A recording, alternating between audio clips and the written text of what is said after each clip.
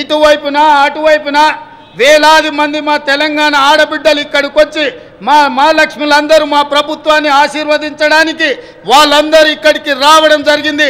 మనస్ఫూర్తిగా వారికి ధన్యవాదాలు తెలియజేస్తూ మా లక్ష్మి పథకం ద్వారా 1 కోటి మంది ఆడబిడ్డలను కోటీశ్వరులను చేయాలన్నది మా ప్రభుత్వ సంకల్పం. మహిళలు తయారు చేసే ఉత్పత్తులకు సరైన మార్కెటింగ్ సదుపాయం కల్పిస్తాం. వాళ్ళ ఉత్పత్తులను మార్కెటింగ్ చేసుకోవడానికి హైటెక్ సిటీ పక్కన శిల్పారామం దగ్గర 3 ఎకరాల స్థలాన్ని వందలాది స్టాళ్లను పెట్టుకోవడానికి వాళ్ళకి స్థలాన్ని కేటాయించడం జరిగింది. ఏ ప్రాంతంలో అయితే విప్రో, ఇన్ఫోసిస్, ఐటీ కంపెనీలు ఉన్నాయో ఆ పక్కనే మా ఆడబిడ్డలకు గ్రామీణ ప్రాంతాలలో వారు చేసిన ఉత్పత్తులను అమ్ముకోవడానికి శిల్పారామం పక్కన 3 ఎకరాల స్థలాన్ని కేటాయించాం. అందులో వాళ్ళ ఉత్పత్తులను సగర్వంగా ఈ ప్రపంచానికి పరిచయం చేసే అవకాశం ఉంది.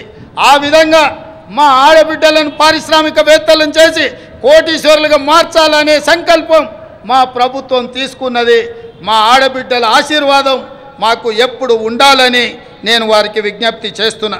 ఇదే కాదు, ఈనాడు వంటలో ఇల్లాలు సంపాదించిన సొమ్ము సిలిండర్కే ఖర్చు అవుతున్నది. కాబట్టి 1200 రూపాయలు ఉన్న సిలిండర్ను ఈనాడు 500 రూపాయలకి ఆడబిడ్డలకు అందించడం ద్వారా ఆడబిడ్డల కళ్ళల్లో కన్నీళ్లు రావద్దు, ఆ కుటుంబాలు సంతోషంగా ఉండాలి, ఆడబిడ్డలకు అండగా నిలబడాలని 500 రూపాయలకే ఈనాడు మా ప్రభుత్వం సిలిండర్ను అందించడం జరుగుతుంది.